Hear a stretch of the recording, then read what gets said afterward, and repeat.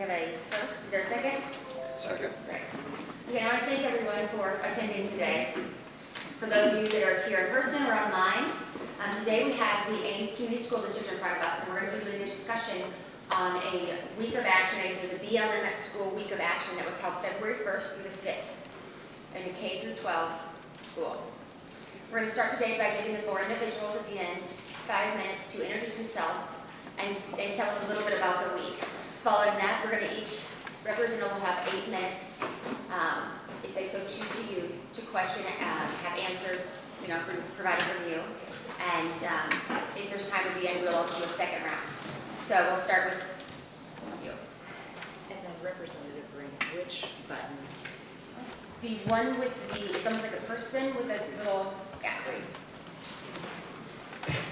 Thank you so much for allowing us to be here. My name is Jenny Reisner, and I'm the superintendent of the Ames Community School District. I've been an educator for more than 25 years and was hired in 2018 with direction from the board and community to address the equity and school climate issues that have caused long-standing disparities in students' academic performance and sense of belonging in our schools. Our work is guided by our district purpose statement. The Ames Community School District commits to equity and access that empowers every individual to reach their full personal and educational potential. It is also guided by state law and regulations. Iowa Code 28028 requires schools to provide students with a safe and civil school environment and encourages school boards to ensure that students are provided with skills and knowledge to help reduce incidents of harassment and bullying. Iowa Code 25611 requires that schools use multicultural, gender-fair approach with all students. Iowa Code 216.9 states it is unfair or discriminatory practice for any educational institution to discriminate on the basis of race, sexual orientation, or gender identity in any program or activity. And finally, the Iowa Department of Education's non-discrimination statement states it is the policy of the Iowa Department of Education not to discriminate on the basis of race, sexual orientation, gender identity, sex, or political party affiliation in its programs and activities.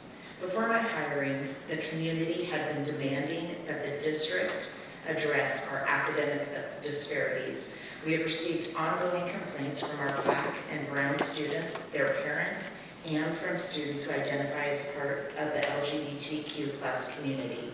We also received demands from community groups and our local NAACP to serve these students in ways that improve their educational experience. To address these complaints and our disparities, we embarked on a 3-year professional development journey of monthly workshops designed to teach our personnel about educational disparities and share tools to mitigate them and thereby increase our student engagement and well-being. The Black Lives Matter at School Week of Action was an extension of this work. Research shows inclusive and affirming educational experiences help decrease bullying and create a sense of belonging. Using the Black Lives Matter at School Week of Action frame as a kickoff to our district-wide celebration, Black History Month provided us with a structure and language to create a context where our students could ask questions, think critically, engage in dialogue, be inspired, and find themselves in the classroom materials to promote a safe and civil school environment required by Iowa law. We have received an outpouring of support from our students and community for our week of action. We have also received emails of concern that mostly center on a few principles from the Black Lives Matter at School website, such as those focusing on supporting students with queer or trans identities, along with one that uses the phrase disrupting the nuclear family. There has been a lot of misinformation around these topics that seek to make them into something they are not. For example, the principle concerning nuclear family has been misrepresented as an attack on the nuclear family structure, when in reality the principle says we are committed to disrupting the Western prescribed nuclear structure requirement by supporting each other as extended families and villages that collectively care for one another and especially our children to the degree that mothers, parents, and children are comfortable. In addition, the queer and trans affirming principles simply encourage students to be accepting of identities fellow students share with them without discrimination. And it has been overlooked that the district asks that all materials and conversations be age appropriate, and families were given the opportunity to opt out of the programming, and we accommodated each of those requests. We hope that talking today can clear up any remaining misunderstandings. The purpose of our week of action was one of affirmation and celebration of Black students that was centered around dialogue and critically examining issues. As a community school district, we have an obligation to provide instruction that meets the needs of all students in our community, which includes Black people who identify as queer and trans, even in elementary school. We are proud to say that our work in this area aligns with the work that other districts are doing, as well as state law and regulations. The Department of Education Social Justice and Equity Education Series also addresses many of these principles. As with any project, we sought feedback from the week of action and have takeaways for next year to improve our efforts. Part of that is to continue to engage our community around this learning. We look forward to continuing to serve all of our students in the district and hope that we can answer some questions for you today. Thank you. Is there any questions? Representative Cotton, you have the floor. Thank you, and thank you for being here today. I pulled, I'm looking up the exact verbiage here so I can make sure I have it right. I pulled this document off of your 2021 curriculum resource guide on your Google Drive. And so this is a part of your curriculum according to your website. Just a clarifying Sure. question, Google Drive or our website? The Google Drive portion of your website. Okay, thank you. And I'm going to read something that's a part of your curriculum. We know, reading alongside scholar Carol Anderson, the long history of voter suppression in this country. From voter ID requirements to gerrymandering and poll closures, we know it must be explored throughout all our classrooms, the ways that racist political movements work to limit voting rights. You're missing something important. You didn't put in your opinion. Because I find it to be beyond offensive that you're using my tax dollars to teach kids that, for instance, the bill that I floor managed last week makes me a racist. I find that to be an egregious abuse of your power, an abhorrent use of resources, and I looked and looked and looked and I couldn't find the alternative. I couldn't, when I was in high school, I didn't have a clue what my government teacher's political affiliation was. She was the antagonist. She presented the liberal viewpoint, the conservative viewpoint, and she argued to the contrary. So this is incorrect curriculum, and you're indoctrinating kids with this garbage. And so I want to know how you can justify presenting one side of a blatantly wrong viewpoint. I mean, I was the floor manager of the social justice bill last year. The people in my chamber that look differently than me, they're amongst my best friends and some of the best people I know. And to be using my tax dollars to call me a racist, I just want to know how you can justify that.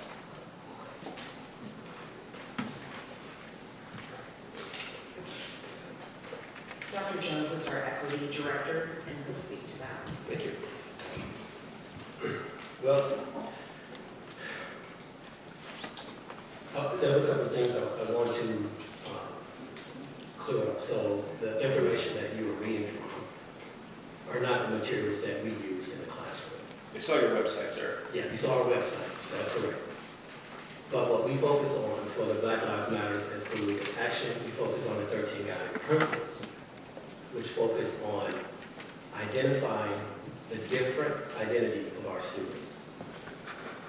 We have a school board policy that states that the right to explore and discuss controversial subjects is at the heart of the American democratic way of life. When teachers present controversial issues, they must use professional judgment. That's what our policy says, which is also supported by the Iowa Association of School Boards. A controversial issue is defined as an area of significant academic inquiry about which substantial segments of the citizens of this community, state or nation, hold conflicting points of views. Students should have the opportunity to examine controversial issues within the context of their formal educational experiences.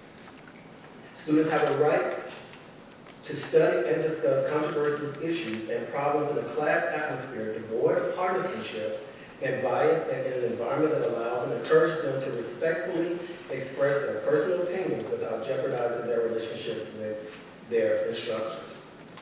What we provided that week was an opportunity to be able to share with our students how we center the lives of Black students in our district.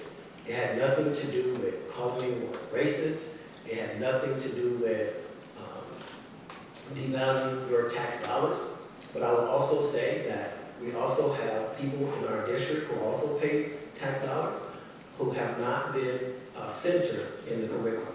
And so it provided us an opportunity to center the lives of Black students in our district. And it had nothing to do with calling anyone a racist. I heard you say devoid of partisanship. This is the very definition of partisanship. This is garbage. I support students with alternative viewpoints having the opportunity to explore their views. But it's a job.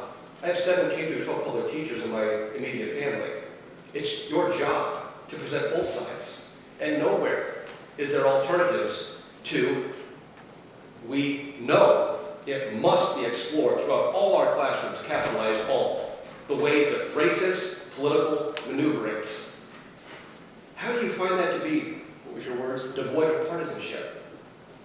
When we focus on loving engagement, when we focus on collective values, when we focus on affirming our students, when we focus on Black villages, when we focus on loving engagement and centering our students, I don't think that's a political issue or bipartisan or partisan issue. I don't think that, especially in the month where we celebrate Black history, for 1 week, that was enough. I mean, we have some great teachers in our district, but I don't think a week is enough to convince someone to be racist. I disagree with what you're saying, that the curriculum that we presented to our staff in Ames was garbage, because that is not the angle that we took Black Lives Matter at School Week of Action. You consider calling people racist to be loving engagement. Is that what I'm hearing? There was no regulation in the documents that I have that we call anyone racist. It's from your website. Reading off of your website. What we posted on our website was the resource. And we gave our teachers the flexibility to pull information based on the 13 guiding principles. What you're saying is so ridiculous, I'm going to move on. How much time do I have, Madam Chair? 1.5 minutes. What you're saying is like so radically indefensible that I'm not even going to continue to address it. And one further question. I have a letter here from the Fraternal Order of Police. They are the world's largest organization of sworn law enforcement officers. And I cannot read the letter because I don't have enough time, but they are saying that some children of police officers have been bullied or shunned too. Some officers have indicated that when they chose to opt their children out of the curriculum, they felt the problem was magnified, and an officer's child actually had their car vandalized, a 3rd grade PD teacher. And on the front page of one of the materials that you passed out to teachers, it specifically says defund the police. I just want to know how you can continue to justify only presenting one side of a political issue and not giving people the alternative, particularly when you have police officers who fear that your actions are going to cause them to experience the very same problems that you're trying to alleviate. Thank you for that question. I am unaware of, I have not received that letter, so I've not had the opportunity to read it for myself. We've had plenty of people in our community contact us about their concerns. My understanding is that every parent who asked that their child be allowed to opt out of all or some of the curriculum were accommodated. We have not had any communications to board that there were any kind of repercussions for those choices. Part of what's happening here is we are creating an environment in which all people's choices are respected. And so to disrespect someone's choice not to engage in the curriculum is actually inconsistent with the values and the purpose of the League of Action. In terms of someone making an accusation that they were the victim of a crime because of their particular choice, again, I don't have any information about that. They call the police and are able to seek justice in the system that is available to them. Again, I have no information about that. Part of what I would say is, I think I keep hearing use of the word political, and particularly around this issue of defunding the police. And that is language that I think is political, but the concept that it is. Sorry, we have to move on to the next question. Oh, I'm trying to- sorry. Thank you. Sorry. Thank you. Okay, thank I'll you. send you an email. Okay, thank you. Can we represent both? Represent both? Thank you. Thank you for being here today. In the email that you sent out to us on March 8th, Superintendent, and in the document you provided today, you included a timeline that mentions critical consciousness training. Critical consciousness training has a worldview that sees society in terms of systems of power, privilege, dominance, oppression, and marginalization. And that is also shown in page 10 of your handout, if that is the case. This worldview concludes that you're either oppressed or an oppressor. I do believe that critical consciousness training can result in individuals that are hypersensitive to issues surrounding race, sex, gender, sexuality, ability, status, national origin, and economic class.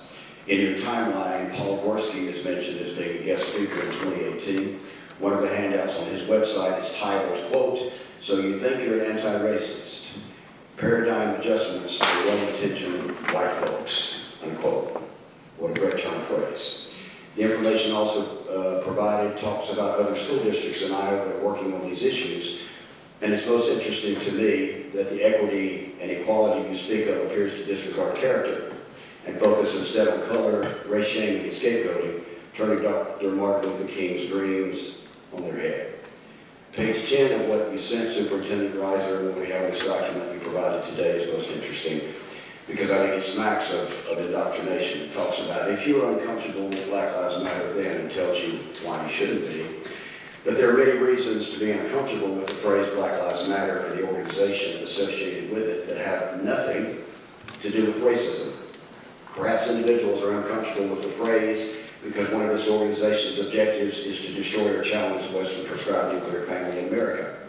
Perhaps an individual could be uncomfortable with the phrase Black Lives Matter because members of this organization have marched down the streets of America chanting, quote, "pigs in a blanket, frying like bacon," unquote, in reference to our brave men and women in law enforcement who come from all races and creeds, and you have children in your school of law enforcement officers. Perhaps individuals are uncomfortable with the term Black Lives Matter because of the heavy Marxist ideology that clearly influences this group and its founders. You seem to ignore all of these facts in your document. You ignore these facts just as you seem to have ignored the concern of many parents who came forward and told you they were uncomfortable with what they regarded as the indoctrination of their children. You spent a great deal of time and effort on Black Lives Matter Week of Action, apparently based upon the belief that you were helping to bring about equity and combat racism. Yet so much of this curriculum has nothing to do with either of these issues and everything to do with challenging the belief system and faith-based principles of many families in your district, which, trust me, we have heard from. The district included this Black Lives Matter Week of Action as part of Black History Month. The Bill of Rights in the United States Constitution is recognized as one of the greatest documents for freedom and equity and equality produced in the history of mankind. Bill of Rights Day was December 15th, and I did not notice any documentation on your website regarding special events, training, or education on the Bill of Rights in celebration of Bill of Rights Day. What did the Ames School District do to celebrate one of the greatest documents in the history of mankind for equity and equality on Bill of Rights Day?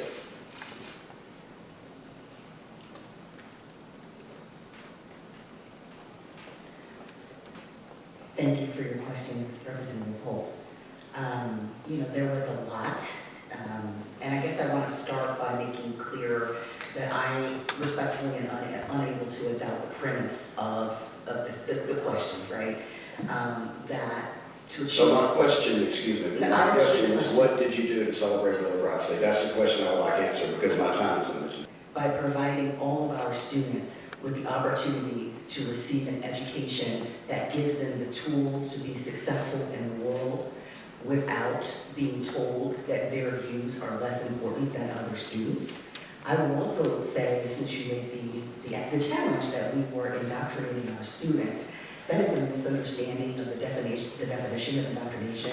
Indoctrination means to actually Excuse me, you answered my question. I haven't answered your You've answered my I question. have not I have actually. limited time. Point of I have order. to move on. I have to move on to my next questions. Okay, you've answered my question. And I think I understand the definition of indoctrination, and I don't need it explained to me. National Freedom of Religion Day is January 16th, and I was unable to find any documentation on your website regarding training or education on this profoundly important principle that was celebrated on January 16th. Clearly, many faith-based principles, such as love your neighbor as yourself, would lend themselves well in the fight to achieve equity and equality and combat racism. This would seem a much better approach than categorizing entire groups of people based on their skin color. Did the school district do anything to recognize National Freedom of Religion Day on January 16th? I am not aware of that particular day. I didn't know that was the day that was celebrated by the state of Iowa. So, and also, we're a public school district, and I think there are limitations about what we can do about engaging people in their religious beliefs in the school setting. And Thank you. I would say that there's nothing in the Constitution or nothing in law that would prevent you from talking about I can speak to religion in a that. proper context. Yes, ma'am. Those are topics that are covered at the building level. Building principals have the ability to use curriculum in their buildings, and so that is something that a building principal would, and we don't have the information today for that. We didn't know that was going to be a question, but I can certainly get you the information and email you that. That would be great. 2 minutes. National Free Speech Day was October 16th. I saw no training or education on your website as it relates to this important issue. And indeed, in this discussion, we have received numerous emails that suggest that free speech was oppressed, assaulted, and canceled when anyone stood up to disagree with Black Lives Matter Week of Action in your school district. We have heard of bullying of students. We have heard from teachers fearful of being targeted by the superintendent and administration if they disagree with this training. And I think there are some major problems in your school district. It appears that you have created the opposite of your stated intentions in your community, because the training you're advocating is not creating unity or equity or equality, but instead perhaps because the very nature of this training is divisive and ignores character in favor of what seems like racial scapegoating. You are sowing division and anger and unfortunately causing divisions.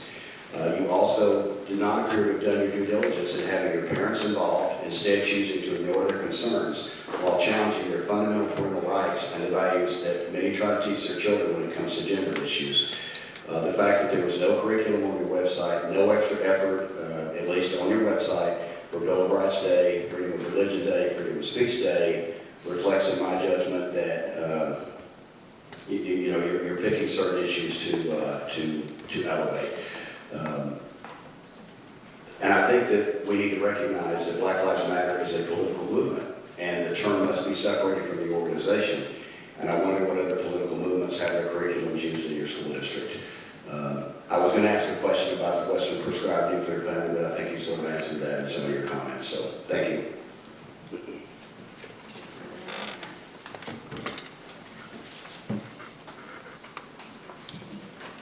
Thank you, Representative Eisenhardt, from Dubuque. I'm very conscious of the fact that state legislature does not provide our K-12 schools with a wealth of funding to develop your own curriculum materials and resources that you use over the 12 to 13 years our young people are in your charge.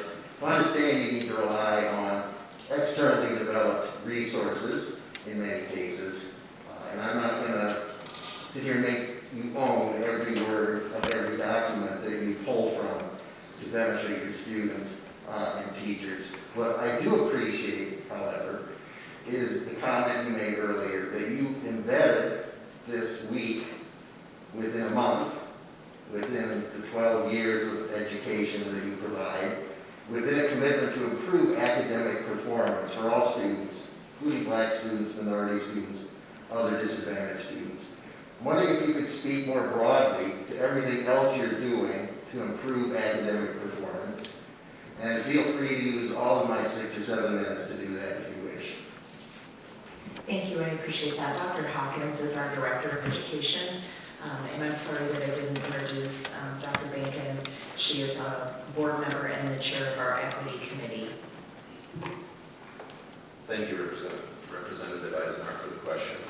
I do appreciate you being able to speak to the fact that this work has been embedded within our curriculum within a week, within a month, within a 12-year time span. I do think it bodes the committee to consider that this wasn't a randomly chosen week of action for our schools, but rather the culmination of years of work that has been sought by our community for the disparate results that are occurring in our schools.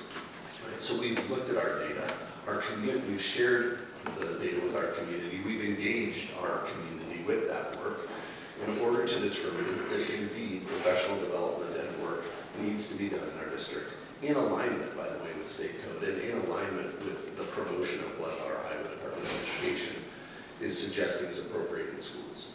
So what are we doing in order to improve results for kids? In this specific regard, providing professional development, training, and conversation with students and staff around valuing and creating a safe, welcoming environment for all people is an important foundation to be able to provide a safe space for all learners to feel welcome and ready for learning. In addition to that, we do a number of things throughout our district to provide professional development to teachers in order to improve instructional outcomes for kids.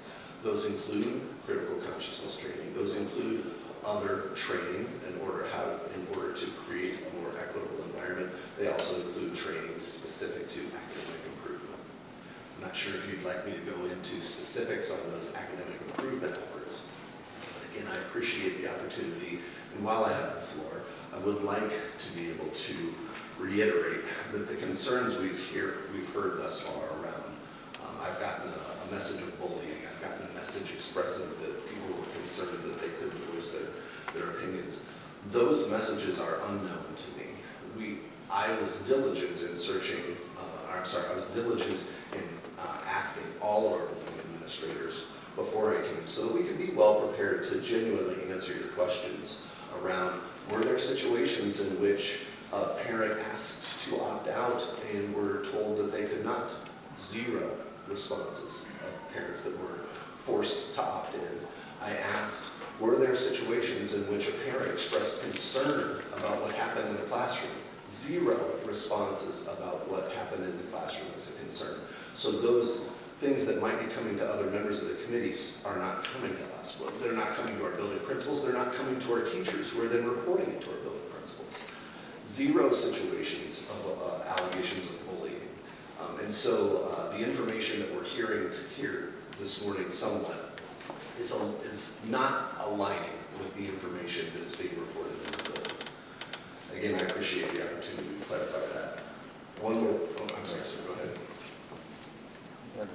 I just wanted to point out one more piece of clarity, and I believe it's been addressed this morning as well. But I also want to point out, you talked in your beginning of your statement, you talked about how due to some funding issues, we may need to draw upon other resources. I think it's important that this committee understands that there were resources posted on our website that may or may not represent what actually happened in our classrooms, right? And so because a national-based resource was posted on our website for transparency with our community, in order to provide teachers options for materials that they can choose from, does not mean that that's what's happened in our classroom. And again, in asking our building principals, how many concerns have you had from parents about what happened in the classroom that was inappropriate or went over the line, either in your judgment or the judgment of a parent?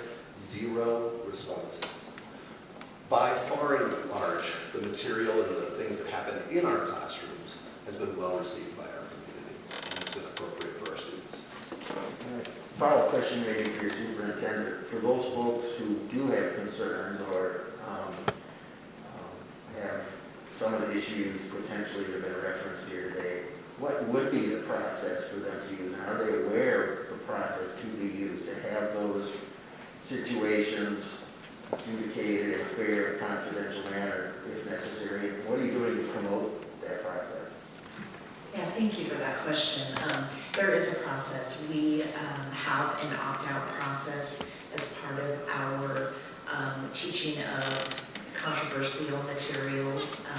There is an opt-out process, and the process to date, they contact the building principal. In addition to that, oh, go I'm ahead. sorry, I was thinking more in terms of folks who have issues with the content and want to bring a complaint to the school board, the superintendent. Absolutely. Yep, there is also a process for Thank you. that.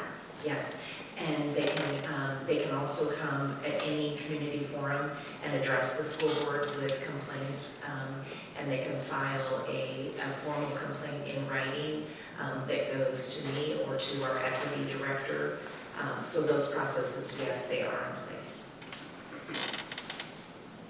Thank you. And what do you do to make folks aware, and I understand that many of these issues weren't brought to your attention, your testimony here this morning is, what do you do to bring people's attention, make them aware of the availability of those processes? Even now, if folks have continuing concerns about what's happening.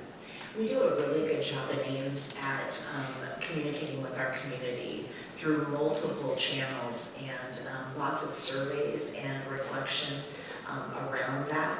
And so we also publish those on our website, and on a yearly basis, they are sent out by the building principals. I can't quite see what time he's. 30 seconds. 30 seconds, okay. Yep, absolutely.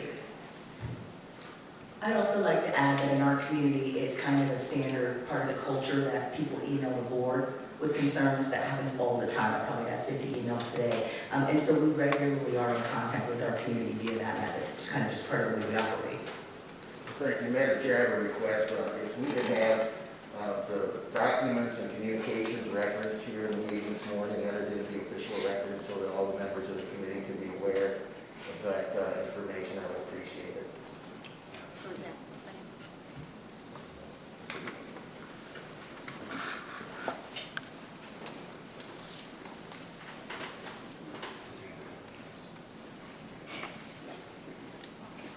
Representative Ames.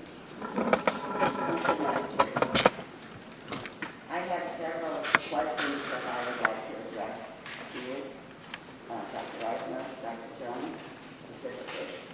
I would like for you to describe for us what you feel the atmosphere currently in your school district that you are trying to address and stage improvements for your students.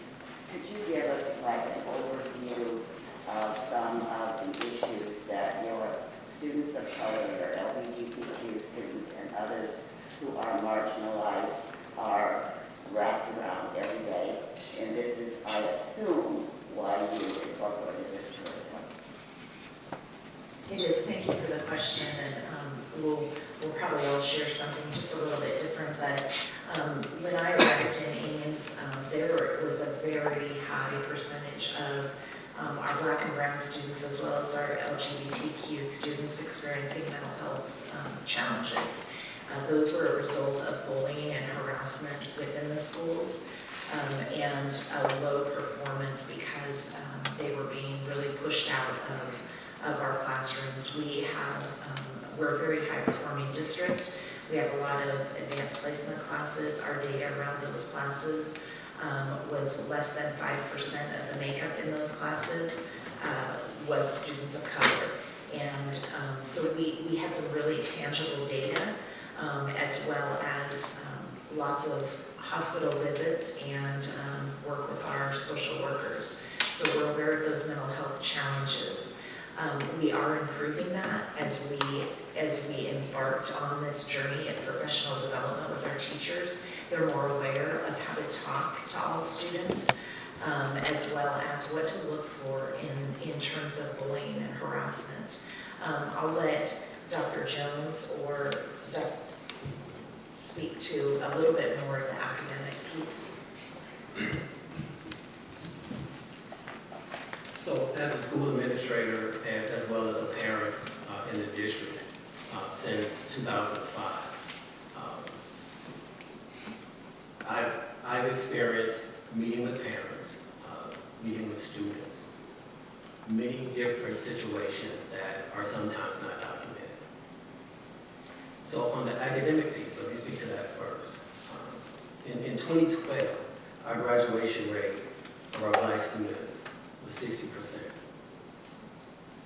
In 2005, when my wife and I and my family entered into the community, it was at the same time where the infamous phrase, people from Chicago, were entering our district. So the sense in the community was there was an influx of Black people moving in, and many people didn't know what to do or how to respond to those families. I saw many students being suspended, placed in detention. When I looked in throughout the day, students who went to like advanced placement classes were all white nation students. Students who went to the at-risk programs that we hosted our schools were typically Black and brown. And again, these are things that are nationally happening, but this is happening in a district that is pretty high performing. I know from meeting with students just want to be heard and seen. The students even began to advocate for themselves when they created a student group by the name of Students Advocating for Racial Justice in Education, SOCRE. And they created their own space outside of the classroom just so they could have a space to talk about their issues. I've seen students gather together in the cafeteria where they show great joy and celebration of interacting with each other, and to do walkthroughs in the classroom and see them disengaged. In the community is a clear division of have and have-nots, and our students see that. They talk about that all the time. They can tell who are the quote-unquote rich, wealthy kids.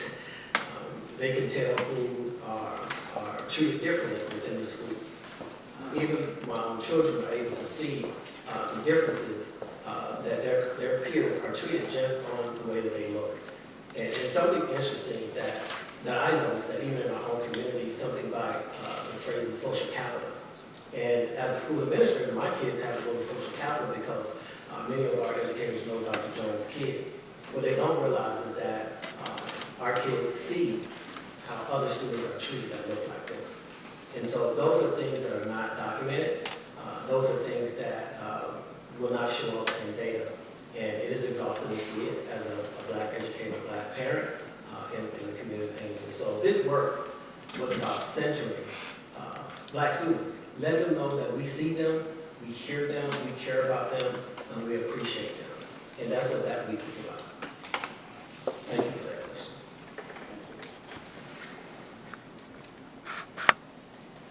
Representative Thompson.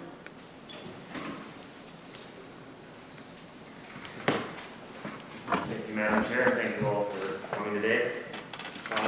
I wanted to read really quick. Dr. Jones, you referenced the policy earlier on teaching controversial issues.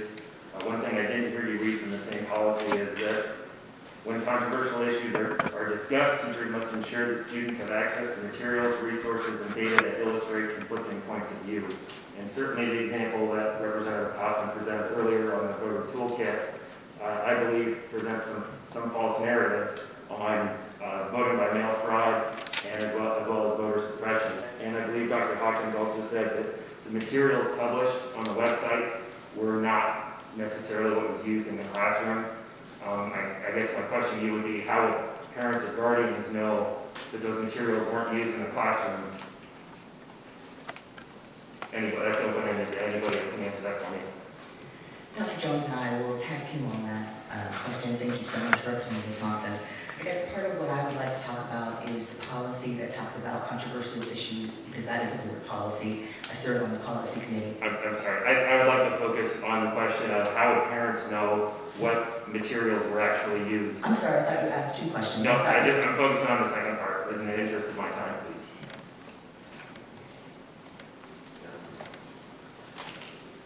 Again, thank you for the question, Representative Thompson. Our website currently has a link to resources of materials that were used in the classrooms, as well as the materials we provided. The committee today have samples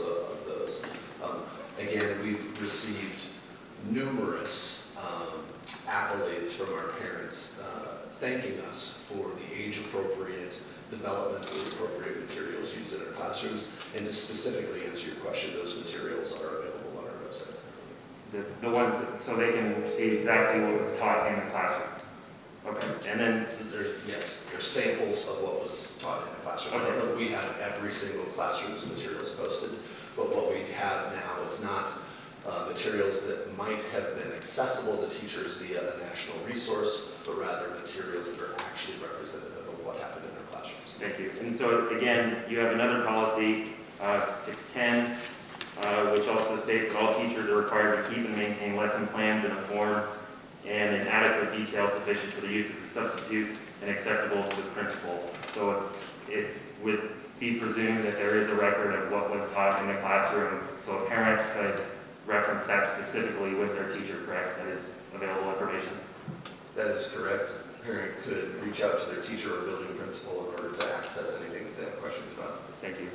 And I know you included some information in the packet that you gave us today, but I'd like you to talk about how you notify parents in advance of the curriculum that was proposed and when that happened.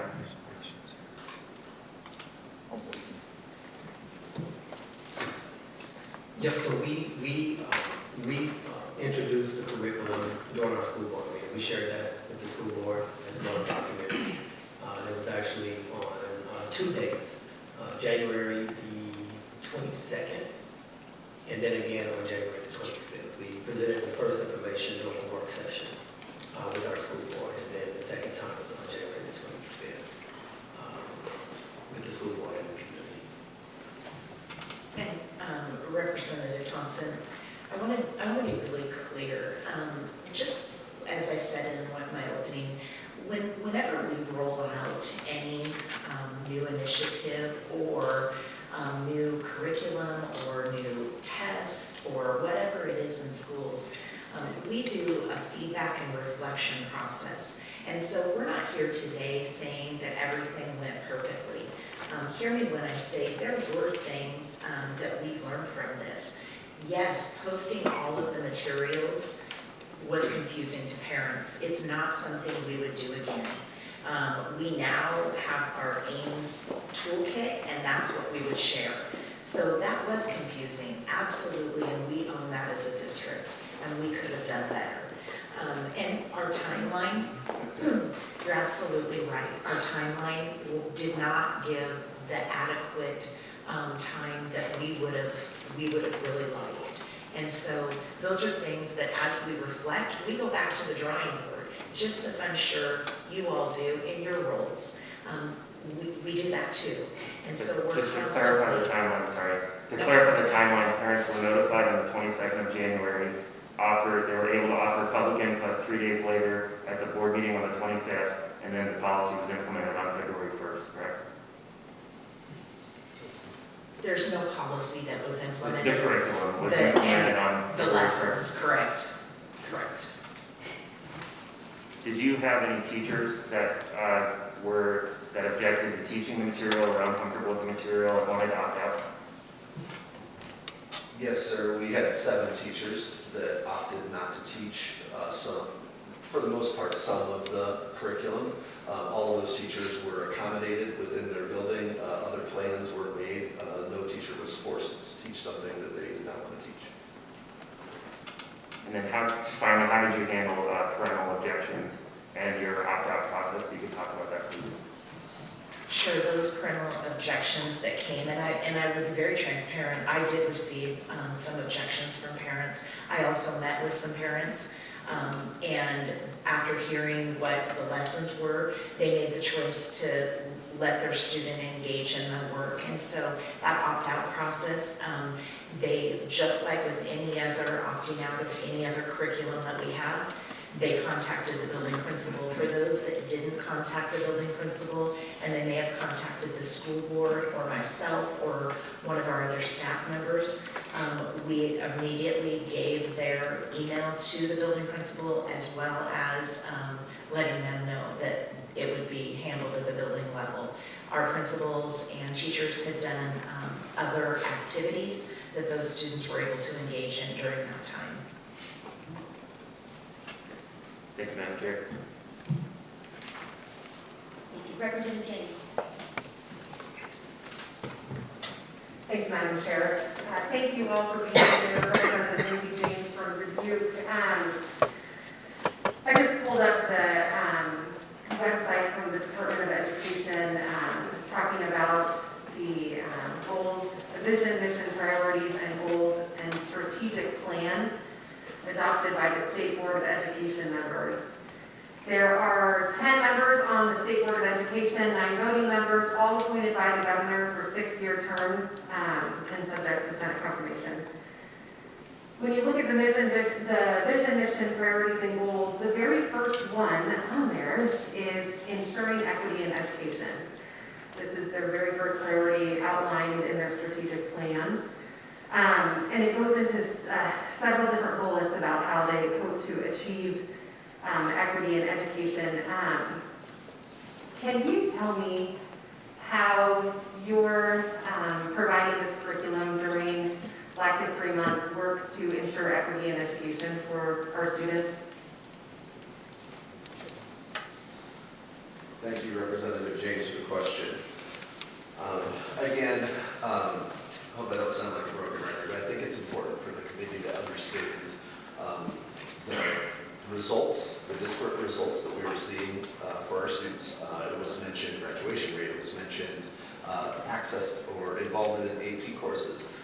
We had data that suggested different results for discipline referrals and involvement in participation in activities. So there's been a history in our community of publicly and transparently sharing our data around those results, which has culminated then in our community seeking us to engage in this type of learning and growth for our community. It aligns perfectly with what our state has asked us to do, and I appreciate you bringing that up. Yeah, and you did mention this is part of a 3-year journey. Who was involved in that 3-year journey? And then if you could, my follow-up question to that really is, can you talk to us a little bit more about how your school board was involved in the process of determining whether this was an appropriate curriculum for the students? So I'll speak to the process, the 4-year process. And we did it, we adopted a framework, critical consciousness, which is another phrase for being able to identify inequities in your system.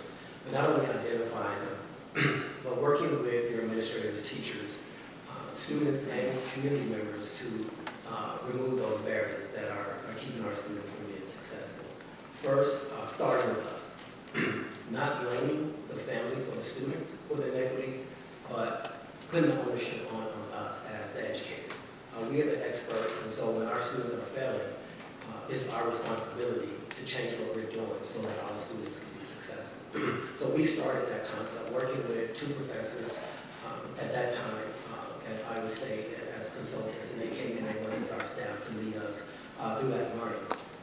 The process was to focus on the leadership first, the district office. So the superintendent at that time and his cabinet met with these consultants once a month. And we went through a lot of different processes of just focusing on our own identities and acknowledgments of who we are, how we were raised, and how does that affect the way that we develop policies, procedures, and practices, and instruction strategies in our classroom. From that, we also began to work with our school principals and our teacher leaders, as well as our school board to present.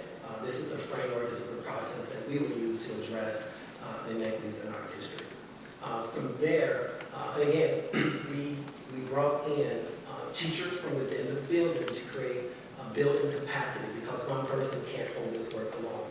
It would take a district and a community to actually remove the barriers that have been created in these systems. And so that has been our effort. This year, we started to work with our parents. So once a month, we are working with our parents to also lead them through this critical consciousness learning that we are also implementing within our district. We haven't completed the process of making sure that all of our teachers have gone through this process. There was something happening called the pandemic that kept us from utilizing that space. And so we had very limited time to pull our teachers from the classroom because they were working to develop their instructional materials within the context that they were in. And so that is what led us up to where we are now. And it's just under 200 staff members that have gone through the intensive 3 years of critical consciousness or equity training. We've also done building level in-depth training around implicit bias and some other kind of key areas.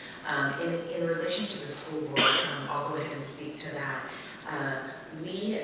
The school board has participated in IASB's training, and there is an equity training that the school board was able to participate in as one of their choices at a conference. I can't tell you if all of them did that, I'm not sure. We've asked our school board to really embrace equity through reading and through learning and articles, and they have. Are we at a place as a school district and a board where we really feel like all of our decisions are made with that equity lens? No, but we're getting there, and that is our goal. And from the perspective of, as a school board member, what I'll say is that my experience has been as a community member and a parent, and now again as a school board member. And so this conversation started in 2016, and when I was elected in 2017 was really when the district committed to forefronting our equity efforts, really being pushed by the board. And so to answer your question about what kind of participation did the board have in this particular week of action, what I would say is the week of action is actually a result of the marching orders that the board gave the superintendent years ago. As she said in her statement, she was hired specifically to address these issues. And so what we have been asking her to do for years is to put together a team and to create an environment in which equity is always at the forefront of the conversations, because we have an obligation to serve all students. We have an obligation to make sure that all students are succeeding. And so this is one of many expressions of the ways in which her leadership has created a team that forefronts equity. How am I doing on time? 1 minute? Thank you. Just to echo some of what you said earlier, you didn't have a chance to finish your definition of indoctrination and answer whether or not students were, in your estimation, indoctrinated. If you would mind taking probably the 30 seconds left. Thank you. Thank you for doing that. That was something that we received a lot in emails from parents, in the community, from a lot of people outside the community. Apparently there was a website on Facebook that picked it up and all of that. But indoctrination is the support of a belief system without critical examination. And all of these efforts were the exact opposite of that. It was having conversations about difficult topics, hearing other people's perspectives, and looking at, having a critical conversation about them. And so the claim of indoctrination might be political, it might sound good on Facebook, but it's really just not accurate here. Time's up. Thank you. Thank you, Madam Chair. All right, I'm gonna go next. We probably will have around second rounds. Just gonna kind of hit on some talking points that we had. We talked about safe environments. Next efforts opting out for students. Some of them listened to the opting out options. However, some parents felt it was very poorly done when your kids had to report to classroom and then said the opt-out students need to leave, and they would make them march out in front of their friends. All you want to do when you're in middle school is fit in and belong and not be called out. I think that's very heavy concerning. That brings a lot of concerns to a lot of parents when that's done to their children. Let's talk about teachers. 11 of them have contacted me. Some of the information in front of us is because they wrote it down because they are so scared of what you will all do to them. One teacher refused to push play. Did you know that in your curriculum there was a video of 2 males making out smoking pot? We spent a lot of money to say no to drugs for that to be in 6th grade curriculum. 2 males making out shirts off smoking pot. That is not age appropriate for 6th grade, and it was in your 6th grade folder. And I don't think anyone at this table believes that 6th graders should have a video in school showing that. If their parents so choose to do it, that's outside, but it's definitely not in the place of a school to be showing that. Teachers who said, I will not push play on this video, and it's within, you can take the day off. You can opt out of that, but it was a lot of pressure to begin with. One of them even got Bible scriptures quoted at them. She called me. very concerned about her job, and if she says anything, if her name comes out, she could lose her job. That's very concerning. One child tried to commit suicide from being bullied. I'm sure you're aware of that, parent. A student whose father's a police officer, their vehicle was damaged after it was talked about.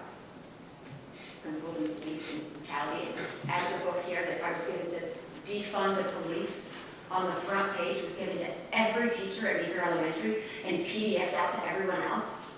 It's a very interesting setup, however. It sets up kind of like a daily devotional.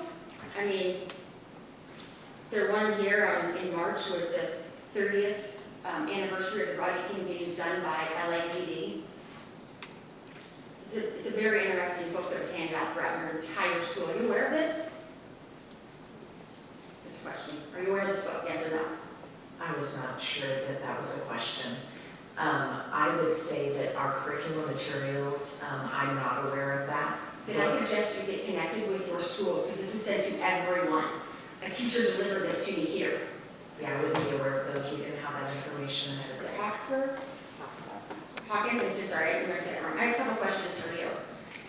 Can you tell me what constellation means? No, I'm actually needing you right now to ask that. Can you please tell me what the word constellation means? Are you referring to like a solar body, or are you talking about? Okay. Another question. Do you know what the word down low means? How about top surgery? How about scoliosexual? It's okay. I didn't know any of these words either. I also learned what I thought when I was calling my 17-year-old son a stud. I shouldn't probably be doing that, because it's really not a good term. But this is 4th grade vocabulary. 5 pages handed out to 4th graders of LGBTQ words. And if you look at these words, I went to the site, I looked it up. It says, where's that? I actually took a picture of the screen. It says this is a 201 curriculum, which means you have to be familiar with these terms. Do you think that's age appropriate then? 4th graders, age appropriate, 5 pages during the week, learning these type of words. And we would have been happy to address those concerns had we had that information in advance. Unfortunately, we weren't provided that information. It was done in your school, 4th graders, an entire school. We're not aware that that was done. That's even more concerning. Because this was given to me by a teacher that was told they needed to teach this. That's not okay. Let's talk about the time of the 22nd, which is when it was put out on Facebook, the 25th, which was another school board meeting, right? And the first is when this lessons were rolled out. Can we count how many days that was? Yeah, I gave you 2 weeks to come before the hearing, to talk to us for 1 hour on something you should have already known, and that wasn't enough time for you. So you've got a month to prepare for this on something you should have known. Yet you threw 8 gigabytes of information at parents to learn in like 6 days. And if you have kids in multiple grades, let me tell you, it's a lot. We tried to download the whole thing, 8 gigabytes. It's a lot. So you yourself couldn't prepare in 2 weeks to talk to us for an hour and stuff you'd already been working with for over a month and a half. But you expected parents to do that. Representative Brink, I think we've already established that the timeline wasn't what we had hoped, or in reflection, what we'll do again. So I think we already established that and own that as a district. Okay, well then we'll move to another thing on the timeline. Would you admit that this year has been troubling on teachers, students, parents already with the pandemic? Do you believe, in your opinion, is this been a very troubling year for them? Very controversial? Challenging year. Okay. Troubling, I would define troubling. How would you define troubling? I just think it's, okay, I'll take my troubling word back and we'll just say controversial and learning year. There were a lot of things thrown at a lot of teachers this year. Is that correct? I wouldn't call it controversial either. I would call it challenging. It has been an extremely challenging year for any educator. Okay, So do you think it was good to challenge them more by giving them brand new curriculum with very few days to participate or to learn through this? And was this your first week back in full learning?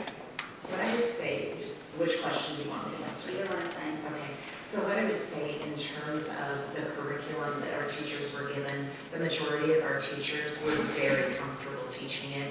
They have been trained to teach it. So I think that you could find 11 teachers in our district at any given time that aren't comfortable with certain curriculum. So that is 11 teachers. I promise you, you would be able to find that with any curriculum in our district that teachers aren't comfortable teaching. We are a public school system. We are a community school district. We do have to teach topics that touch on all areas of our students. Do you feel? I'm sorry to interject again. No, it was not the first week back. Okay, thank you for answering that.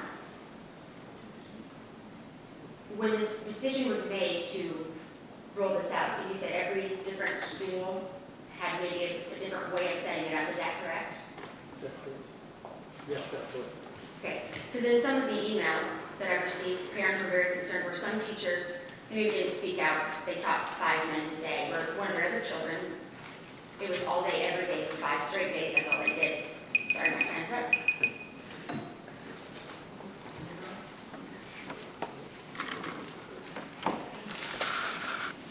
Folks, my name is Rick Olson. I'm from Des Moines. One of the 2 lawyers on this at the table.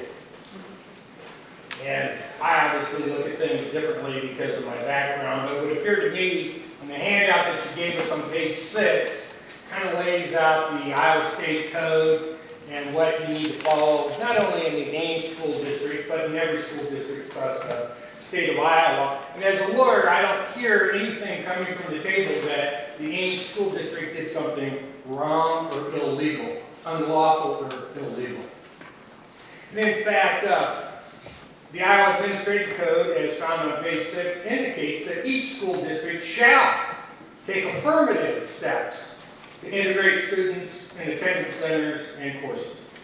To me, as a layperson that's not an educator, it sounds like that's what your program was attempting to do. Am I incorrect? To anybody? You're correct. I would imagine the chair will provide the documents that she alluded to you folks, so you'll have an opportunity to review the same.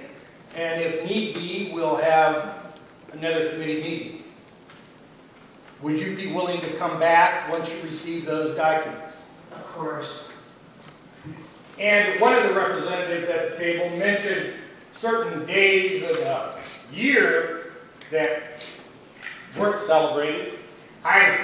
Being a lawyer, I didn't know there was a Bill of Rights Day or a Freedom of Religion Day, but I Googled days like that today as I was listening, and I didn't know this was celery month either. Not salary, but celery month. And believe it or not, March 9th, you know what it's called today? It's Get Over It Day. That's what I suggest, folks, is that we get over it, move on, come back, discuss what Chair Brink has in front of her, and we'll move on from there. Thank you. Representative Jacob. Yes, thank you, Madam Chairman, and good morning to members of the House and all of our assembled guests today. We're dancing around some tough issues today, and I think we need to engage them even more fully. So let's start with just a couple honest questions here, because I think there's a fulcrum here. We kind of need to pivot around. I'll start first with Dr. Bankham, if we could. Doctor, do you believe that there are many religious denominations that have various dogmas and doctrines that truly inform in a very inherent way their approaches to sexual morality, family life, family structure, gender issues, and equality. Would you agree with that? So I'm trying to figure out how to answer the question, because I think I would give one answer as a board member, and I would give a different answer as just a citizen, an individual. Because I think what I want to be clear as we proceed is that when I'm in my board role, I'm not in my individual role. Sure. I'm not focused on what I personally believe or what I personally Sure. think. I'm answering questions and making decisions on what's best for all students in the district. So as a board member and an educated person with a doctoral degree, would you agree, though, that the major religions have quite oftentimes antithetical differences of opinions on these very issues? Would you agree that exists? I would agree. Okay, thank you. Dr. Jones, same question to you. Would you agree that with respect to the various great religious denominations, we have many in this pluralistic country, that oftentimes that is a crux, a hinge point of differences of opinions? Again, family structure, gender, those types of issues, equality itself sometimes, sexual morality, family structure. Would you agree that there are differences there? Yes. Okay. Dr. Reisner, same question to you. Yes, I would agree. Okay. And Dr. Hawkins, same question to you. I would agree with one clarification. You asked if we thought it was the crux of those differences between the groups. I couldn't speak to whether it's the crux of the difference, Okay. but I would agree that there are differences. Okay, well, thank you for that differentiation there. So let's turn to the Iowa Code, Iowa Statutes, Volume 3 in the 2021 edition, Title 6, Human Services, Subtitle 1, Social Justice and Human Rights. And I'll first turn to 216.6, Chapter 216.6. Unfair employment practices. Now, we've had some issues that some teachers have come to us. Person to refuse to hire, accept, register, classify, or refer for employment, to discharging employer, to otherwise discriminate in employment against any applicant for employment or any employee because of age, race, creed, color, sex, sexual orientation, gender identity, national origin, religion, or disability. Dr. Benkin, do you believe that the Ames Public School District is in compliance with Chapter 216.6 of this with respect to your relations with employment of your faculty personnel? I actually had not seen that. I was looking on my screen to see where I could read the text along with you. Sure. But what I would say again, with my role as a school board member, even though I am an attorney, I would defer to our attorney to answer that question because that is not my particular area of expertise. Thank you, Doctor. Dr. Jones, on Chapter 216.7, unfair practices. It shall be an unfair or discriminatory practice to directly or indirectly advertise in or any other manner indicate or publicize that the patronage of persons of any particular race, creed, color, sex, sexual orientation, gender identity, national origin, religion, or disability is unwelcome, objectionable, not acceptable, or not solicited. Doctor, do you believe the Ames School District is in compliance with the Iowa Civil Rights Code, Chapter 216.7, with respect to unfair practices?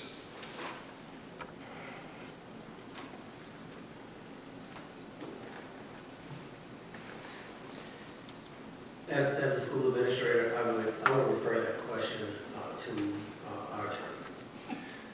Dr. Reiser, would you be willing to take a stab at that? I would say that we comply with laws, and so I hire people. I have an attorney that oversees that. I have an attorney that's here. I'd be happy to, if you have information that I don't have, I'd be happy to have that information and then answer that question. Thank you very much. Dr. Hawkins, Chapter 216.9, unfair or discriminatory practices in education.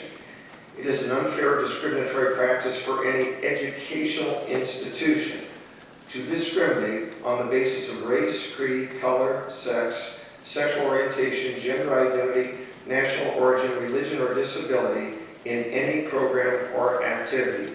Do you believe the Ames School District is in compliance with the Iowa Civil Rights Code, Chapter 216.9, sir? While I do, again, I would defer to our attorney to answer our legal questions. Okay, how much time do I have, Madam Chair? Just under 2. Under 2, okay. Question for Dr. Reisner. And Dr., I should have said welcome earlier. You come well recommended by my colleague, Wesley Chriselle, and also Dr. Murillo from my school district, Council Bluffs, as well as our Chamber of Commerce President, Drew Camp. Nice to have you here today. So Doctor, here's my problem. You can help me out here. As a lawyer also, like the esteemed Mr. Olson, this code is quite clear. Matters involving creed, all these matters, total neutrality here. And yet, we have parents that have made religious objections because they believe their creed is being violated by valuation judgments or emphases that are in direct contrast to their creedal religious code. How are you not violating that by being totally neutral and non-advocacy in those areas? That's what I'm trying to get to, and I respect my colleague, Mr. Olson, talking about the Iowa Administrative Code, but issues there also go into detail on age appropriateness, and some of the parents are great. We've got some real serious age appropriate issues, and I think the answer to this question is important, and here's why. People say, why do we have jurisdiction here? We have jurisdiction because taxpayer money is involved. If you folks get sued for violating the Iowa Civil Rights Code, we'd have to come up with millions to pay for the lawsuits. You guys have already retained counsel, and that's good. But even free speech violations under 42 U.S.C. Section 1983 not only can be suits against the school, but suits against you individually in your capacities. How are you not violating the Civil Rights Code in that juncture? How much time do I have? 30 seconds. Okay. Round 2, I will pick this up round 2 if you'd like to do that. That would be better. Oh, okay, I'll give you time. You guys can visit and maybe legal counsels here, maybe they can do some advice too. Thank you very much for your responses, all 4 of you. Absolutely. We're going to be starting round 2 since everybody's had first round, so Representative Ames. Thank you. Thank you, Madam Chair. I want to bring the conversation, and I hope this is a conversation and not an arena of accusations. But I would like to begin by talking about the educational arena as I know it, and that I have known it for the past 50 years. And so I'm going to be asking a series of questions, and I want you to help me with an understanding of your perception of where we are today in the classroom and in educating children. We have had for many years a celebration of Black history, and for many years schools have had a Black History Month celebration.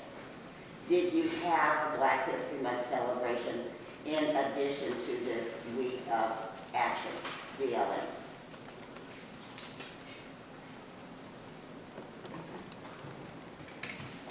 This year was an official celebration of Black History Month within our schools, and it was initiated by students at the high school.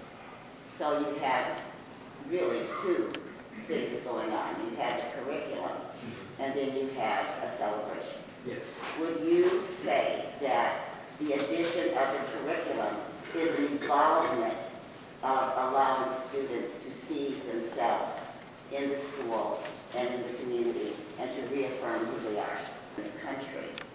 And only 51% of your educators prepared something in the curriculum for the students.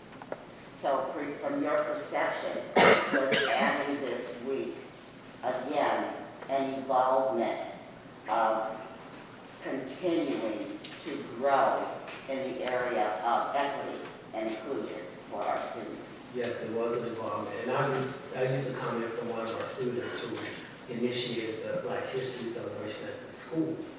Her response was, we appreciated the Black History, the BLM as School Week of Action, but it wasn't enough. And so we would like to have our own celebration so we can continue to tell our teachers and our students about the Black experience at the high school. As educators, have you done anything exclusive of this week of action to affirm your LGBTQ students? Only during the week, the Black Lives Matter week of action with 2 of the guiding principals.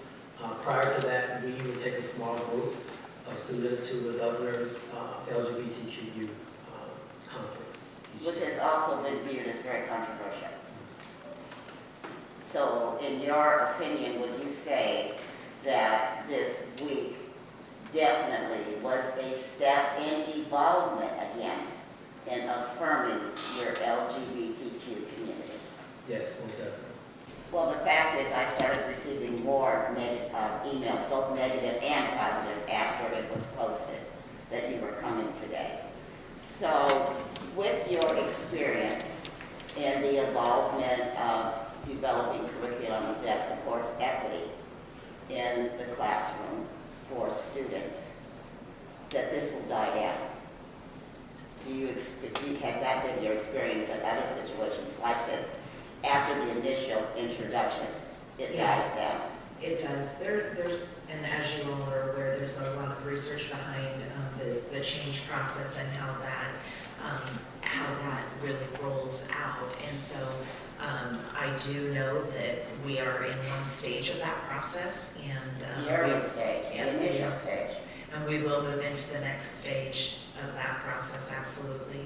As we do with any of our curriculum, we had, there was controversy when we adopted our reading curriculum. There was controversy when we adopted our math curriculum. There is controversy around change always, and around what a community school district selects as their curriculum materials. 30 seconds.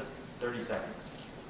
Well, as a statement, I would just like to make that as a 50-year educator and a 41-year diversity trainer, I applaud you for your efforts. I understand that it's new, that people don't understand. They get upset and excited about things that may be stated in a way that they don't accept or understand. But I know that it will get better as you continue to improve the process. And I want to thank you. And I appreciate that. I also, really appreciate the governor's work around this. She has an annual, was that the time? Okay. Thank you. Representative Holt. Thank you.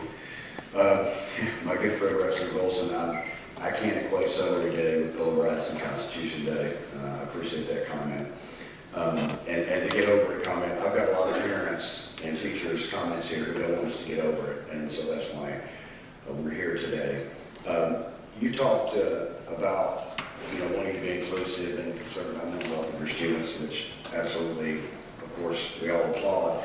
But I hope that also includes students of faith who believe there are only 2 genders, because there are students of faith who believe there are only 2 genders. I hope you're concerned about their mental health and being inclusive of them, or about the children of law enforcement who you may have inadvertently created mental health issues for with that cover that you say you know nothing about. Inclusivity means inclusivity. I want to talk about the use of the word comrade in these materials, because as a 20-year Marine and somebody who's been around a while and understands what comrade means, I'm concerned about that, particularly when you look at the political motivation of the Black Lives Matter founders. We should be concerned about this. The University of Chicago Press says the Chinese Communist Party from Mao Zedong uses the term comrade as a political instrument. I could go into more detail on that, but as anyone who's lived through the Cold War knows, Lenin, Trotsky, Stalin, Khrushchev, and all the rest referred to their countrymen as comrades. We know it's an animal farm, which is an allegory of life under communist oppression, and it's not a term that Americans use very often. Comrades appearing in the first of Black Lives Matter's 13 guiding principles is not, in my judgment, an accident. 3 founders of Black Lives Matter are Alicia Garza, Patrice Cullors, and Opal Tomati. Apologize if I butchered their names.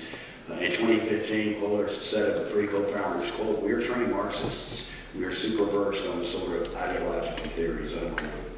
According to New York Post, Quayler's 36 was a protege of Eric Mann, former agitator of the Weather Underground domestic terror organization that spent years absorbing the Marxist-Leninist ideology that shaped her worldview. Were you aware of this background, and were you in any way concerned about this in reference to these materials and the implications of it? So I'm happy to answer that question. Part of what I would say is there is a distinction between Black Lives Matter global organization and Black Lives Matter at school. And I know that part of the confusion has been kind of conflating those two entities. I think kind of having Black Lives Matter forefront, the name, I think causes some confusion. And I am not authorized to speak on behalf of Black Lives Matter. The Ames Community School District is not a member of the Black Lives Matter global organization. But what I do happen to know is that I believe 2 of the 3 founders of Black Lives Matter do identify as Marxists. I don't believe that the third does. But I think the rest of that quote is, but we have created a global movement that has broad support, very few of whom would identify as Marxists. And so I guess it's important to understand that when you have a movement of many, many people, none of us exist as monolithic political or ideological entities. And so while that might be part of the movement, there are certainly other perhaps people who hold conservative views who also support the movement. And so I think when we want to be inclusive, it's important to create an environment in which we can be. Thank you for that clarification. I would just point out, I think that's a reason for many parents to be concerned when they see that term and they understand the implications of it in the years that we have fought to preserve our democracy in this regard. So I think not only did some of the Black Lives material approved by the Ames School District have nothing to do with Black history or combating racism, it was at times not age appropriate, as we've discussed. With one of the approved videos for 6th graders, I couldn't believe it when I watched it. It was sexually provocative. There were images that would likely anger many parents aware of its contents. The material delved into issues of gender identity and queer-affirming information that I don't see how that has anything to do with Black history, and as a minimum should have required parents' approval. I mean, anybody should have seen that that was going to be objectionable to a number of parents. That was not used in the classroom. Okay, I understand that, but it was on the website, and it was pointed out to us by teachers, and I'm told that a counselor, it was one of the emails that we have, said that a counselor was not aware of it, it was taken away and wasn't used, but it initially was on the website. I'm glad to hear it wasn't used in the classroom. But all of this taken together is disturbing to a lot of parents and teachers. So I just want to share a couple of emails with you. And you talked about, all the parents being supportive and all that. I've heard that a lot. I've had a number of teachers come to us and not to you, and that should be concerning. A lot of parents, this book is full of emails from parents, okay? So I'll just share a few comments. When children are only taught that one perspective is the right perspective, it is not education, but indoctrination. Being taught, quote, everybody has the right to choose their own gender by listening to their own heart and mind. Everyone gets to choose if they are a girl or a boy or neither or something else. And no one else gets to choose for them. This is not academic, this is activism. The verbiage, quote, we disrupt the Western prescribed nuclear family structure, unquote, advertising the BLM League of Action in the schools is a blatant slap in the face to families who teach their children at home and expect the school to provide education, teach a variety of perspectives from neutrality, and not reshape their children in the school system to match what a select group of people think is right for culture and society without there being collective input. Here's another one. The sexual information that the Black Lives Organization teaches and trains in should be a completely separate subject. It takes away from the racial equality, Black History Month, and creates further division as a whole. The topic of sexuality, gender, morality, family values, family structure should be a parent's right to teach their children, not the schools. It is unrelated to the racial issues and is completely inappropriate for the school district to teach in school. Another one. As you know, 13 principles as part of this curriculum, some of them focus on gender issues. It seems deceptive to use race as a means of introducing these subjects to children. The statement in the curriculum are presented as facts, such as, quote, children can decide their gender, unquote. If it is a fact, then any objector can be labeled as ignorant, sexist, homophobic, transphobic, or names that I cannot print here, which alludes to something that Representative Jacobson was talking about as far as legality. And then here's one from a teacher, very concerned. I can't speak out as a teacher or advocate for my own children out of fear of backlash and repercussions from our superintendent. The district said kids could opt out of BLM sexuality step. However, if they did, those kids were targeted, threatened, and canceled on social media as racist or homophobic by other students and staff. I could go on, I'm running out of time. I would just say this. You know, I've looked at, for instance, your graduation rates and how those have gone up, and I don't think, I certainly have no argument with what you're trying to accomplish and what we need to accomplish. My question is the method that was used, and I have said this before and I will say it again. In some of these materials that I'm reading, these things don't have, the gender issues, as people talked about, we're getting into something that I think is entirely different, but also, I would simply point out how much I've always loved Dr. King's words about judging people by character instead of the color of their skin. And it is increasingly concerning to me, and I saw a smile there, it is increasingly concerning to me that we're doing just the opposite in the things that we're teaching. I mean, I don't think there's any doubt about it. Thank you. Representative Gottman. Could we just have like 15 seconds to address that? Would someone be willing to grant us 15 seconds? Go ahead. Thank you so much. I guess part of what I would like to say is a lot of what we've just heard is about what Black History Month celebration should look like. And there are people in the community who have told us, you're allowed to talk about MLK, Rosa Parks, and that's it. And what we're trying to do as a community is to tell the stories of our students better. And if you are in possession of information that can help us better serve our district, I ask you to please send it to us. Please redact the names and send it to us. I am elected to serve every single person in my community. And I'm sworn to do that. And I can't do that if you have information that you would use as a sword that prevents me from serving them. So if you have information that you would like tended to, redact it and send it to us and give us the opportunity to serve our community. So, thank you for that. I want to make sure that everybody in the room is aware of where I come from a thinking perspective on this. Representative Abdul Samad is here today. One of my favorite things the last 8 years has been the presentation that you and I always work on for Black History Month. I was very sad we didn't do that this year.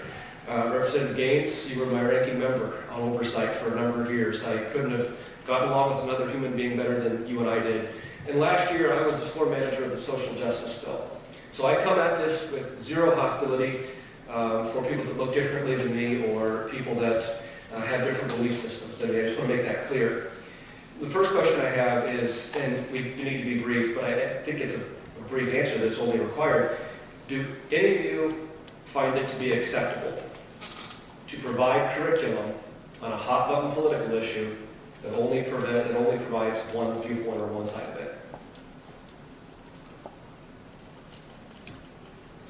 I apologize, I jumped in.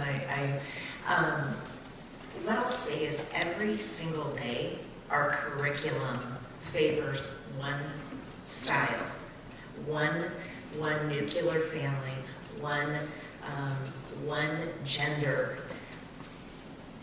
There's a difference. There's a different side, and that's what we're missing here. We're missing that every day our curriculum is geared toward the group you're talking about. And because this is controversial, then we're not supposed to provide acceptance and a space for those students. And what I'll tell you is that our data shows those students are experiencing mental health challenges on a regular basis. They are trying to commit suicide. We have data on that. And so it is my job, ethically and morally, to ensure that I am doing everything I can to set a space for those students where they feel loved, accepted, and safe. Well, the exact opposite is happening. When you're provided curriculum that is potentially used by teachers, you quantify, or provide the resources that quantify scored ID requirements as racist political maneuverings. You're not providing an atmosphere that is safe. You're actually creating an inequity in your efforts to have equity. Representative James, you had said you read the vision mission was to ensure equity in education.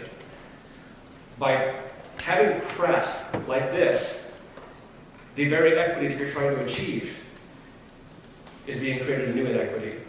I don't doubt, I have friends and family in your school district. 95% of your work that I've been familiar with is tremendous, so I think you all do a great job. But that doesn't give you immunity when there are a significant number of issues like we're seeing here today. And it was very interesting to hear different people's definitions of the word indoctrinate. So I looked it up on Oxford Language, and excuse me, Representative Eisenhardt. It's the process of teaching a person or group to accept a set of beliefs uncritically. When you only provide one side and one view, you're not critically thinking. You cannot, in my opinion, critically think when only one side of a viewpoint is presented. And when teachers have the opportunity to say with emphaticness that we know it must be explored throughout all our classrooms, the ways that racist political maneuvering, such as photo ID requirements. And I heard a couple of my friends and colleagues on the other side of the aisle, in my opinion, allude that somehow you weren't provided documentation, and so we were kind of, in my words, based on those interpretations, you were unfairly treated today by not having these documentations. They're from your website. There's no secret about what we were doing here today. So you had 30 days to go through and look for things that would potentially be thought to be controversial. So I don't think it's being unfair to ask questions about things that you put on your own website. How much time do I have, Madam Chair? 4 minutes. 4 minutes. I won't use them all. It is, excuse me, I can't talk today. It is a dereliction of duty to present hot topic political views as fact without the other viewpoint being that I have no problem with the most controversial stuff in the world being taught, because there are people that experience angst because of situations that are very real in America and in Iowa today. But when you only present one side, you are creating an atmosphere of incredible bias, and it is, in my definition, the absolute definition of indoctrination. So we've seen this with K through 12 schools, we've seen this with the regents. If it requires the legislature making you to provide both sides, I'm all for it. Thank you. Could I, if he still has time, could I just ask for some guidance? So what would be the other side of Black Lives Matter? The other side would be not saying that photo ID requirements makes you a racist. Because let me tell you something, I floor managed a photo ID bill in that realm of election law a week ago, and I can tell you that I'm not a racist, and I can tell you that I take offense to it being taught in schools that the bill that I ran last week makes me a racist. That is the very definition, bias and indoctrination. So my advice is very clear. Provide both viewpoints, let students think critically, and let them decide for themselves and not tell them that one viewpoint is fact. That'll be all. Thank you. Representative Jacobson. Yes, to my former guests, I just wanted again, because 30 seconds wasn't long enough to let Dr. Reisner respond. I know you folks are retaining legal counsel too, and I really respect that. But just to follow up on my question again is, with that absolute admonition in our Civil Rights Code of creedal neutrality, with the agreement that obviously freedom to exercise religion and speech also means that there's going to be inherent dichotomous conflicts on issues related to gender, sexual morality, even free speech. My concern is there a chilling effect on conservative speech? Doctor, you're right. Kids should be hearing about Dr. Thomas Sowell and Dr. Walter Williams, free market enterprise capitalists who are African-American scholars. Fatherhood should be put as a central feature of a healthy family. Kindergartners should not be crying if they come home and say, I thought I was a boy, do I have to pick now? And some children, frankly, should just be allowed to retain their innocence and be sexually chaste for a while. People that have different religious creedal beliefs and free speech beliefs in this situation do believe that the balance is not there. And my concern as a defendant of taxpayers is not ideological. It's about, are we going to get left holding the bag for lawsuits under 42 USC Section 1983 of the Iowa Civil Rights Code, possibly class action suits. Can you give me some assurances that you will make certain that you are in compliance with this code to ameliorate the concerns of us as vanguards for taxpayers? Thank you. I appreciate you coming back to me so that I can have a minute. We do everything we can every single day in our school district to comply with all laws. And so we have retained an attorney, not for this purpose. We have an attorney on retainer because we're a school district and we do. And so that attorney, he or she has reviewed all of our materials. And we work through our attorney on a regular basis. In addition to that attorney that we retain, we also hired a year and a half ago, 2 years maybe, a year and a half ago, we also hired a human resource director to handle a lot of the complaints that were coming as harassment and bullying complaints because of gender identity and racial issues. We hired an attorney to consult us on that as our HR director. So we have a full-time attorney on staff that every day works with us on these items, as well as our attorney that's on retainer.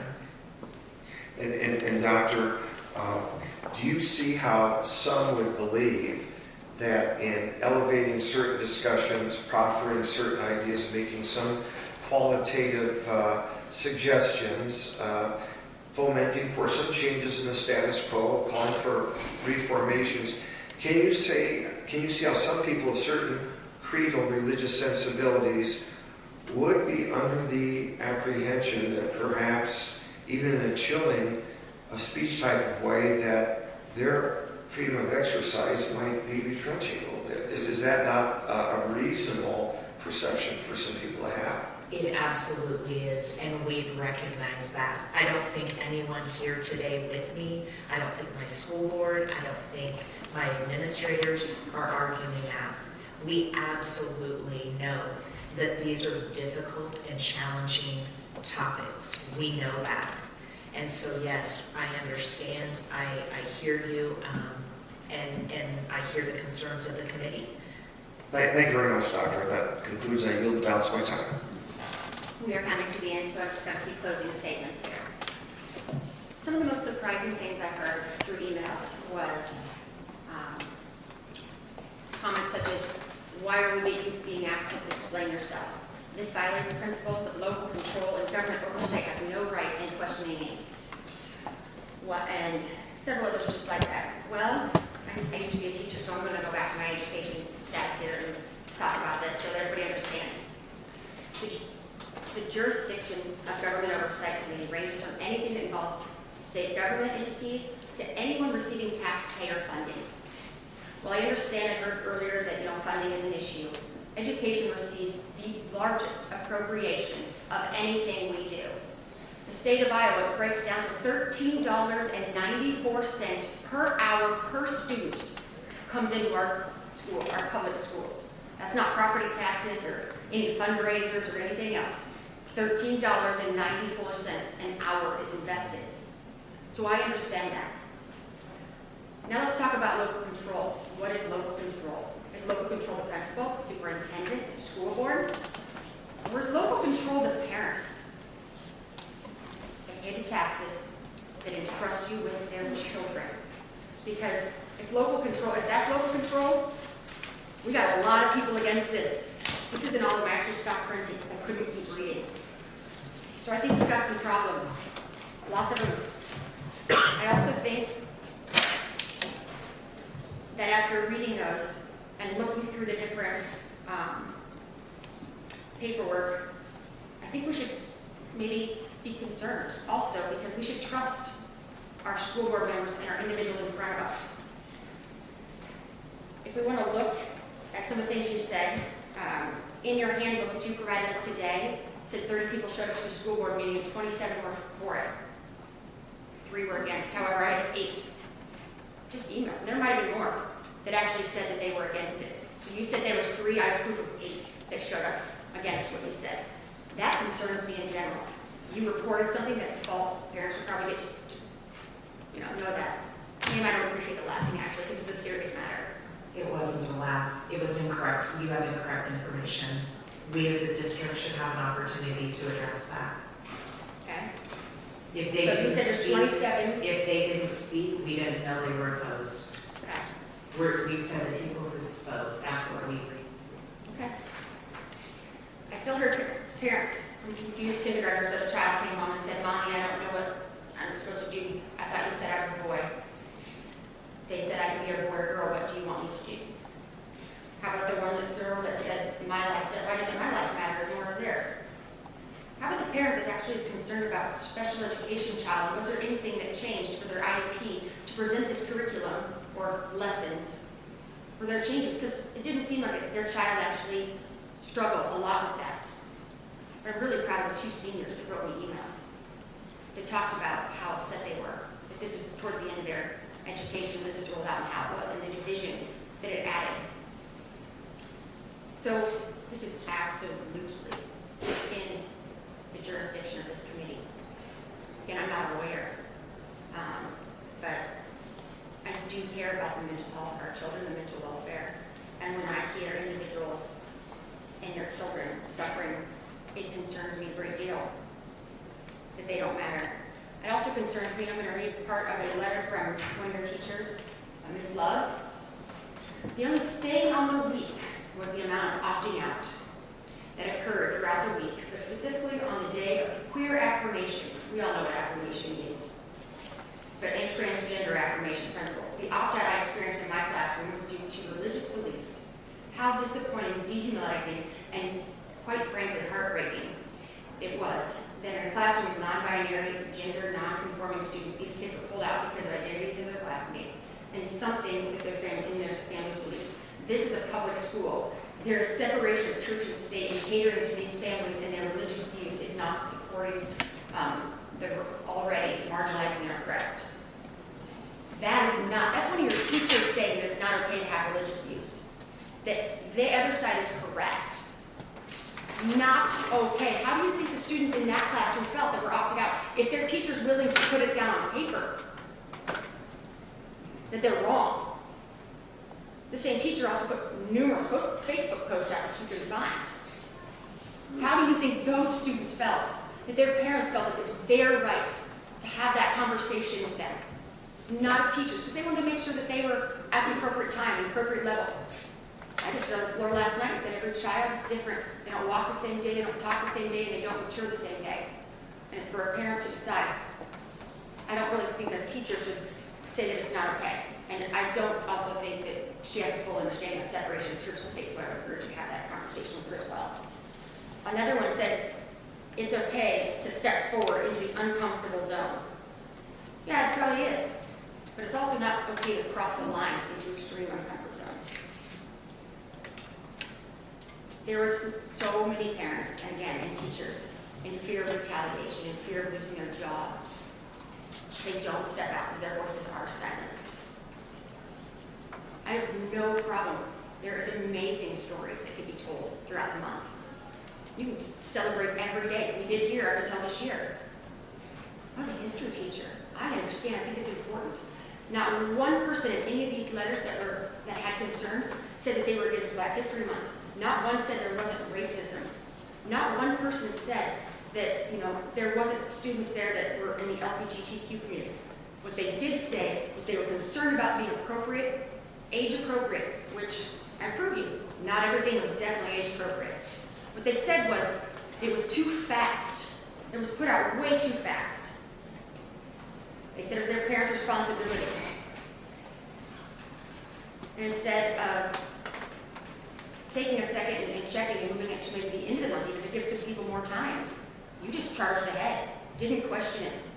I believe even in the school board minutes, the school board said ahead of time for listing people that was basically going to happen.